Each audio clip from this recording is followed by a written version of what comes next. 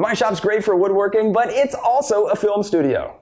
And as I made my workshop better with this sweet miter saw station, I actually added in a lot of echo and made the film studio a lot worse.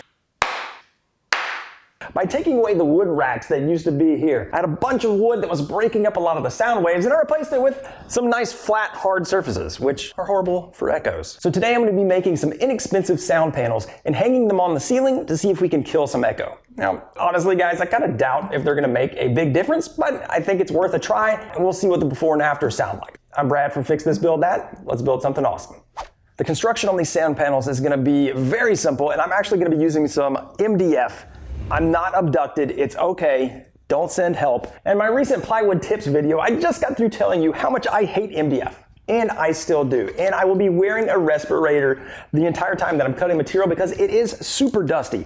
But not only is it dusty, it's very stable, and it also doesn't have any grain to it. So as we're wrapping fabric around these sound panels, it's not gonna catch on any of the fibers, and that's a really good thing. So sometimes, you know, if you can't beat them, you gotta cut them. Wearing a dust mask? I don't know.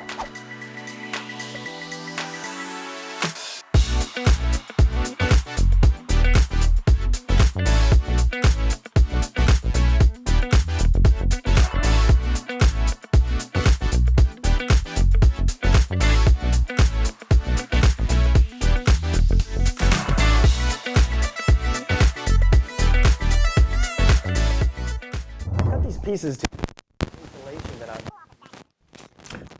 Hey, this is Brad from the future.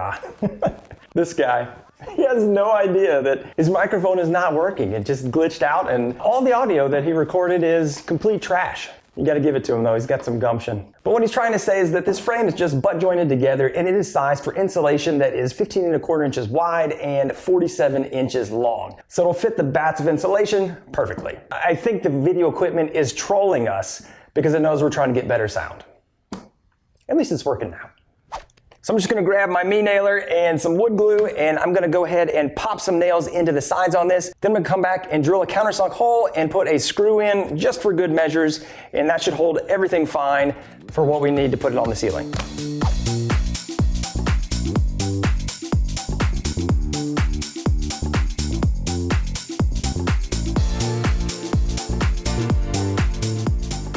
All right, and just like that, we have a frame, and this is dried for just a few minutes here. But just with even the screws and brad nails, this is really strong. That's the nice thing about MDF, is that it does soak up the glue. So the glue joints are really strong on MDF because it really gets into the pores and bonds it. There is another piece that I'm gonna be adding on the sides, and that'll be for the mounting, but I forgot to cut those, and they need miters on them. So instead of throwing a whole bunch of dust in the air while I'm assembling these, I'm gonna go ahead and assemble all the frames, and then we'll come back to that.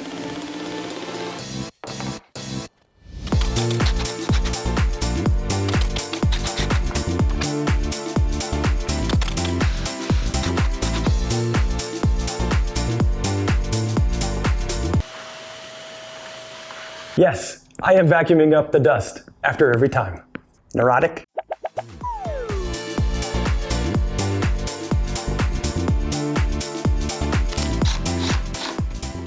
All right, that is the last of them, all 12 done, and a few things that I learned real quick. I would go a little heavier in the corners with the glue. That way when the glue squeezes out, it's gonna provide a little extra bond right there and kind of fill up that corner. And anything that squeezes out on the outside, just run your finger up it and wipe it away, because it doesn't matter about the finish since we're wrapping it in fabric. The other thing I would suggest, and of course, I don't work with MDF because I hate it, so I don't have any MDF specific screws. I just have these regular wood screws, and I would highly recommend getting some MDF screws because they're gonna hold a lot better. It was really easy to strip the screws out, so when you're driving it, just be careful. When it starts to snug up, just leave it there, because if you keep going, it's just gonna strip it out.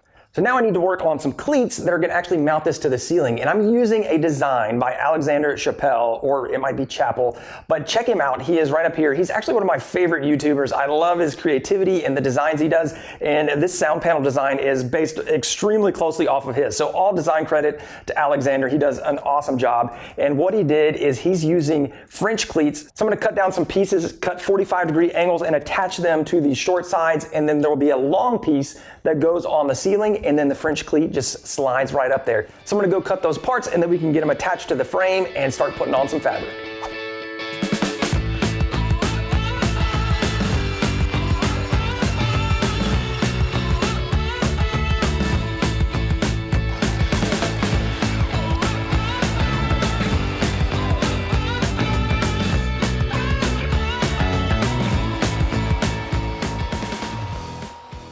And I've got 2 cleats, and I saw Alexander round over the front edges, and that way when it's going onto the cleat, it'll just give it a little more clearance and make it a little easier to slide them on. I cut a little spacer block, and I notched out the corner so that if there's any glue squeeze out in the corner, it won't affect it. So I can just put that in, and now this will be centered perfectly. That's gonna give me about 4.5 inches on each side of the cleat so that we can put the sound panel up on the ceiling and then slide it onto that French cleat, and it'll be stable.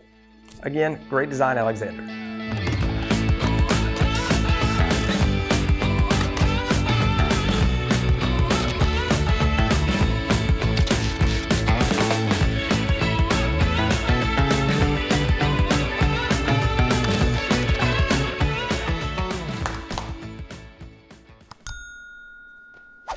All right, now it's time to talk about fabric, and I am in my dining room because I don't want to get the fabric all dirty in the shop. So what I've got here is 100% cotton. This is a wide solid. It is 108 inches. That is the width of this roll, so this is doubled over, I think, twice. And basically what I figured out is that out of 108 inches, if I get 3 yards of fabric, I can get enough to cover 12 panels. This whole thing was a little over 50 bucks, so you're under $5 in fabric per panel, and it comes in lots of different colors. Now this is breathable and acoustically transparent, I believe, and so I'm going to use this so I can cut out my individual panels, and then we can go back to the shop and I can start putting them around the frame.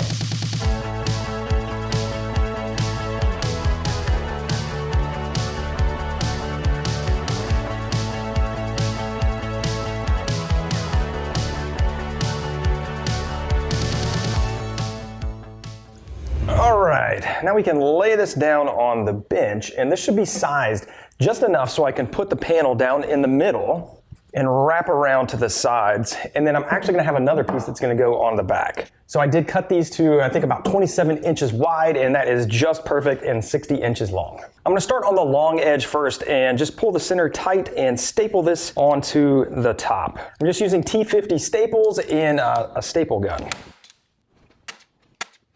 Now I could do that by hand for 12 panels and how many ever hundreds of staples, or get a pneumatic one. This little guy's only about 35 bucks, and this is gonna save my hand and make things way faster.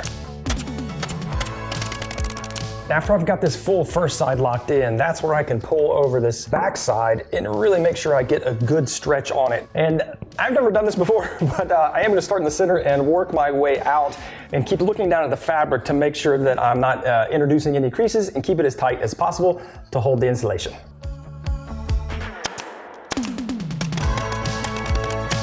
Now when you get to the end and working with the corners, there's a bunch of different ways that I've seen online to do it. The one I think I'm gonna go with is just folding it up, and I'll give you a tight shot over here on this next one. So that way I don't have to do a bunch of cutting or folding around the corners. I'm just gonna do one single fold and kind of bunch it all together, and it should give a pretty clean corner. And if I don't like it as I'm going, we'll switch up as we do the other 11.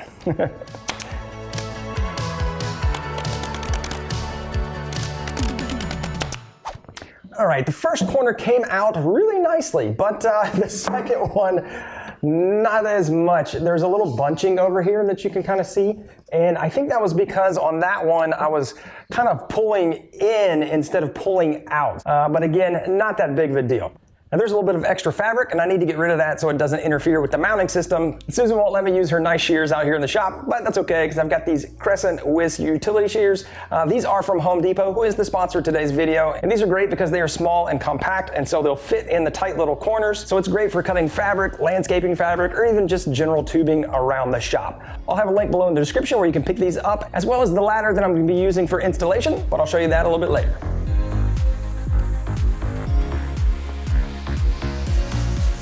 All right, and that's one panel, and I think this is gonna work really well. So instead of putting the insulation in right now, I'm gonna go ahead and put the fabric on the rest of the other 11, and then that way I can work with the insulation all at once and not get a bunch of fibers in the air and then be taking the mask on and off. So let's get these done, and then we'll come back and do some insulation.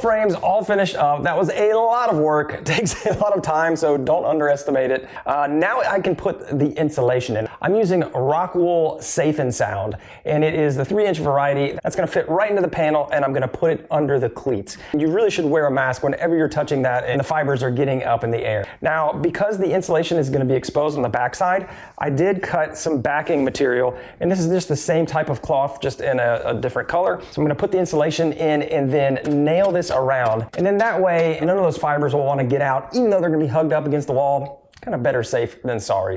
Once I get everything installed in these, I'll do the rest of them real quick, and then we'll get into hanging them on the ceiling.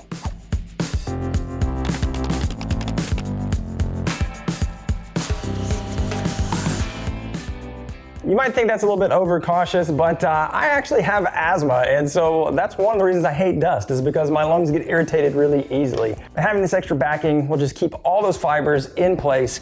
And now here's the true test. I'm gonna hold it up by the cleats, and yeah, that's not bad. I was kind of worried about not having a center support on the underside, but I was able to pull it tight enough that there is very little sag on this, and these cleats are holding up just fine. So I think this mounting system is gonna work out. I'm gonna finish the rest of those and then cut some cleats, and then we'll talk about how we're gonna get this up on the ceiling.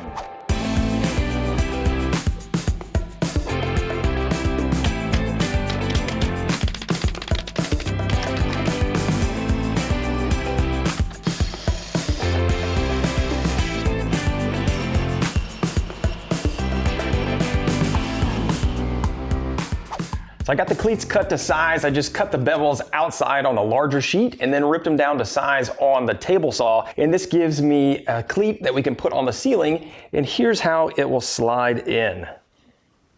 And then that should be able to hold up the panel. That's a very cool way to utilize French cleats. All right, I've got 11-foot ceiling, so I'm gonna be using a multi-position ladder. This is the Multi-Position Pro from Werner, and this is the 22-foot variety. Now, I've had one of these for years, and I love them. If you have high ceilings and a 6-foot ladder doesn't work for you, this one is awesome. So I can easily reach the 11-foot ceilings, and it can go into different positions, and you can fully extend it to do 22 feet. I'll have a link below to this one as well. You can pick it up at the Home Depot.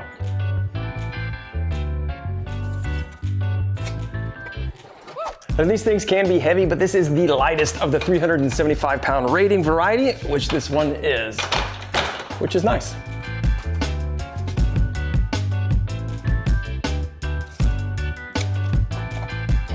I've got everything laid out on the ceiling, and I'm gonna be putting these into the ceiling with 3-inch construction screws. All right, as much as I trust this is gonna work, I am gonna do a test fit before I install everything else.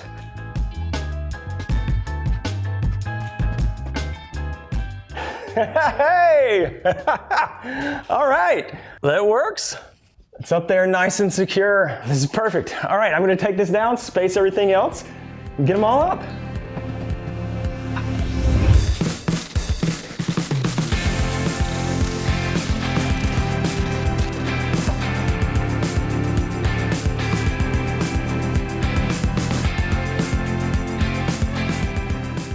All right, I've got everything up.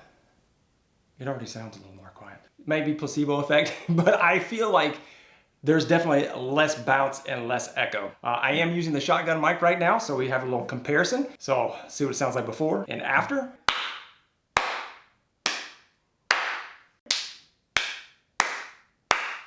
And a little voice test. Hey, I'm Brad from Fix This Build That. Let's get out there and build something awesome. I'm Brad Rodriguez from Fix This Build That. Let's get out there and build something awesome. Now, to my ears, it sounds like there's a lot less echo. We'll see how it comes across on film, but I am pretty happy with this. And each panel ended up about $20 to make it. So all in all, is it worth it? I'd say yes. Now you'll notice these are not perfectly aligned, and that's because I had a little obstruction over here that I had to work around, so I couldn't get them symmetrical, and that hurts me on the inside, but it's okay.